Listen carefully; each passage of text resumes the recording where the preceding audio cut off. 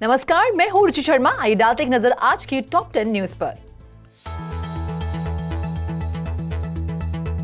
Bitcoin रहा $19,000 से ऊपर, ETH फिसला $1,300 से नीचे। भारतीय क्रिप्टो एक्सचेंज वजीरएक्स ने की अपने 40% कर्मचारियों की छटनी। क्रिप्टो बैंकिंग प्लेटफॉर्म जूनो ने सीरीज ए फंडिंग में $18 मिलियन जुटाए। ट्रांजैक्ट स्वैप में हैकर ने $21 मिलियन की चोरी को दिया अंजाम।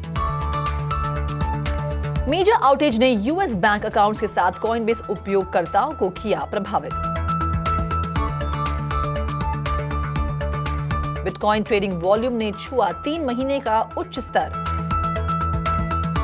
ब्लॉकचेन द्वारा आउटेज का सामना करने की वजह से सोलाना ने किया लो ट्रेड। कंपनी द्वारा कस्टमर्स अकाउंट को फ्रीज करने से पहले सेल्सियस के पूर्व सीईओ ने हफ्ते भर पहले निकाले $10 मिलियन। क्रिप्टो करेंसी माइनर्स के लिए कजाकिस्तान में बिजली की आपूर्ति कर रहा है Russia. Spanish soccer league La Liga ने वेब3 मेटावर्स इनिशिएटिव्स का समर्थन करने के लिए ग्लोबेंट के साथ की भागीदारी। बिटकॉइन पिछले सप्ताह लगभग 1% बढ़कर $19,178 पर था, जबकि ईथर 1% से थोड़ा ज्यादा नीचे आते हुए देखा गया, जिसके साथ उसने $1,286 पर ट्रेड किया। Global crypto market cap $1 trillion से कम है। हालांकि क्रिप्टो करेंसी में ट्रेडिंग स्टॉक और बॉन्ड की तरह वॉलेटाइल नहीं थी।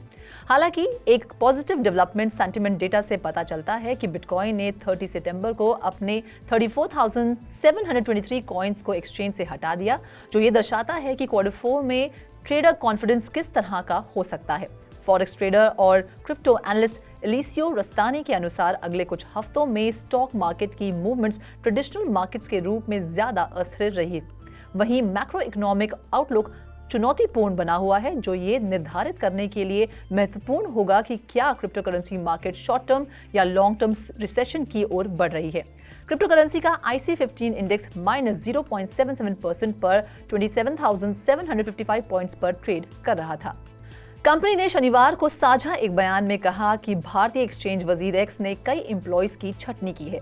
50 से 70 एम्प्लॉयज या एक्सचेंज के 150 एम्प्लॉय में से 40% एम्प्लॉयज को निकाल दिया गया है। शुक्रवार को निकाले गए वर्कर्स से कहा गया था कि उन्हें 45 दिनों के लिए भुगतान दिया जाएगा। उन्हें अब काम के लिए रिपोर्ट करने की जरूरत नहीं होगी और इस तरह से उनके एक्सेस को साइमल्टेनियसली विड्रॉ कर दिया गया था। वजीरएक्स डेली ट्रेडिंग वॉल्यूम 28 अक्टूबर को 2021 को 478 मिलियन के एक साल के उच्च स्तर से 1 अक्टूबर 2022 को 1.5 मिलियन तक लगातार गिर गई है। मार्च 2022 में भारत के हार्श क्रिप्टो टैक्स लॉस के लागू होने के तुरंत बाद ट्रेडिंग वॉल्यूम में गिरावट शुरू हुई। Crypto digital banking firm Juno ने प्रोडक्ट्स और ऑपरेशंस को एक्सपैंड करने और अपना पहला टोकनाइज्ड लॉयल्टी प्रोग्राम लॉन्च करने के लिए सीरीज ए फंडिंग राउंड में $18 मिलियन जुटाए हैं। इस राउंड को पैराफाई कैपिटल के ग्रोथ फंड ने लीड किया था और इसमें Coinbase chief product officer Surojit Chatterjee, Messari के रायन सल्किस, पॉलीगॉन के संदीप नेलवाल और जयंती कनानी और A16Z के श्रीराम कृष्णन जैसे प्रसिद्ध क्रिप्टो इंडस्ट्री के फिगर्स शामिल थे। सीड राउंडर बैकर्स में कॉइनबेस के पूर्व chief technology officer Balaji Srinivasan और FTX के वेनु पालापार्थी शामिल थे। जूनो एक डिजिटल बैंकिंग प्लेटफॉर्म है जो यूजर को अपने डेली ट्रांजैक्शन में क्रिप्टो खर्च करने के लिए इनकरेज करता है। इसका फ्लैगशिप प्रोडक्ट जूनो कार्ड है, जहां यूजर सर्कल के स्टेबल कॉइन USDC के साथ ट्रांजैक्शन कर सकते हैं। ट्रांजिट स्वैप एक डिसेंट्रलाइज्ड एक्सचेंज एग्रीगेटर है। एक हैकर द्वारा अपने स्वैप कॉन्ट्रैक्ट में एक इंटरनल फ्लॉ के एक्सप्लॉइट करने के बाद एक $21 मिलियन का नुकसान हुआ, जिसके बाद मल्टी चेन DX ने ट्विटर पर इसकी घोषणा की, साथ ही एक्सप्लॉइट के लिए माफी मांगी। अनाउंसमेंट में यह भी कहा गया कि उन्होंने हैकर का IP एड्रेस, ईमेल एड्रेस और एसोसिएटेड ऑन चेन एड्रेस हासिल कर लिया है। ट्रांजिट स्वैप ने हैकर को फंड्स वापस करने के लिए उससे संपर्क करने के लिए भी प्रोत्साहित किया, जिसके बाद चोरी किए गए फंड का 70% हैकर द्वारा वापस कर दिया गया था। यूएस बैंक अकाउंट्स वाले कॉइनबेस अकाउंट होल्डर्स ने 2 अक्टूबर को खुद को ट्रांजैक्शन करने में असमर्थ पाया। बिजनेस ने इस इशू को ACH विड्रॉल डिपॉजिट और फेलियर को खरीदना है के रूप में पहचाना और कहा कि ये उसे ठीक करने के लिए तैयार हो रहा है। ऑटोमेटेड क्लियरिंग हाउस नेटवर्क, जिसे ACH के नाम से भी जाना जाता है, यूनाइटेड स्टेट्स में बैंक अकाउंट्स के बीच इलेक्ट्रॉनिकली मनी मूव करने की एक सिस्टम है। इसके अलावा कॉइनबेस ने कहा कि प्लेटफॉर्म पर अफेक्टेड यूजर्स अभी भी डेबिट कार्ड या पेपैल अकाउंट का इस्तेमाल करके डायरेक्ट परचेसेस कर सकते हैं। ज्यादातर मामलों में जब फिएट करेंसीज अंडर परफॉर्म करती हैं तो इन्वेस्टर्स आमतौर पर डॉलराइज्ड एसेट खरीदने के लिए क्रिप्टो करेंसी की ओर रुख करते हैं और ट्रेडिशनल बैंकिंग सिस्टम को दरकिनार कर देते हैं। सेंटिमेंट द्वारा ऑन चेन डेटा इंडिकेट करता है कि इसी तरह का ट्रेंड 29 सितंबर को देखा गया था, जब बिटकॉइन का ट्रेडिंग वॉल्यूम मिड जून से $42.68 बिलियन के हाईएस्ट लेवल पर पहुंच गया था। बिटकॉइन की वॉल्यूम में उछाल उसी समय आता है जब ज्यादातर ग्लोबल फिएट करेंसीज बड़े पैमाने पर यूनाइटेड स्टेट्स डॉलर के मुकाबले लड़खड़ा रही होती हैं। सेक्टर के एनालिस्ट का मानना है कि इन्वेस्टर्स बिटकॉइन को हेज के रूप में देखते हुए फिएट करेंसी को डंप करने की हड़बड़ी में दिखते हैं और आर्बिट्राज अपॉर्चुनिटीज का भी लाभ उठाते हैं। हालांकि ट्रेडिंग वॉल्यूम में अचानक उछाल एसेट की प्राइस को पंप प्राइम करने में फेल रहा है, जो कि हाई इन्फ्लेशन और बढ़ते इंटरेस्ट रेट जैसे प्रिवेलिंग मैक्रो इकोनॉमिक फैक्टर से ज्यादा है। पिछले 7 दिनों में बिटकॉइन $19,152 पर 1.8% ऊपर ट्रेड कर रहा है।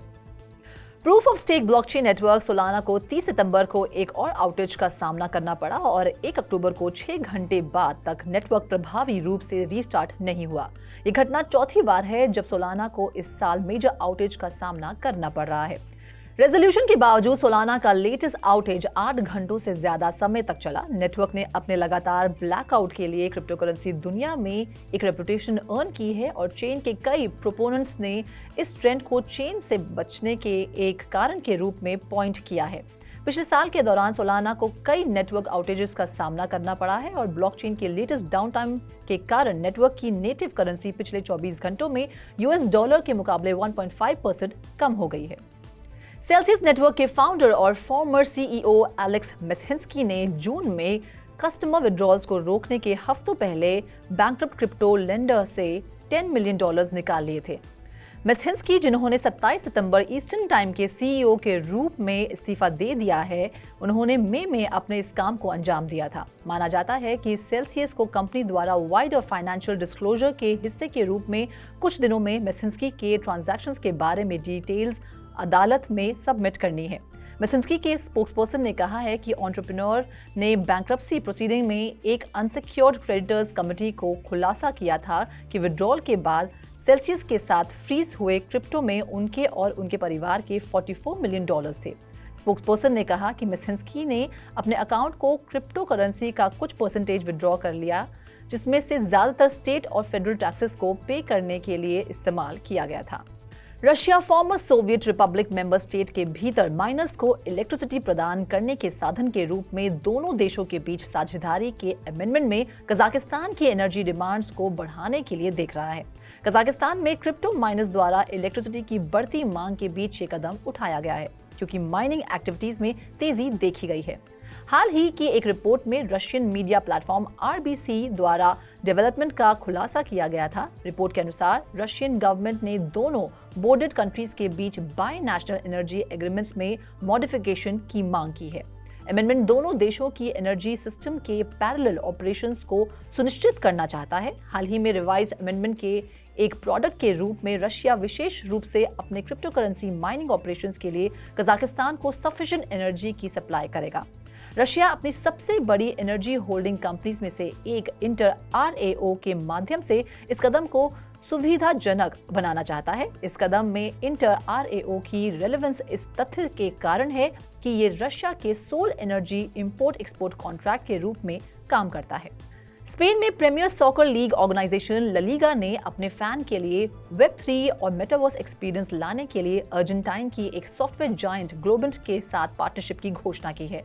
डिजिटल रेल में ऑर्गेनाइजेशन की रीच को एक्सपैंड करने के लिए प्रोडक्ट्स का निर्माण करने के लिए पार्टनरशिप ला लीगा के टेक डिवीजन के साथ ग्लोबेंट के टेक रिसोर्सेज को जोड़ती है।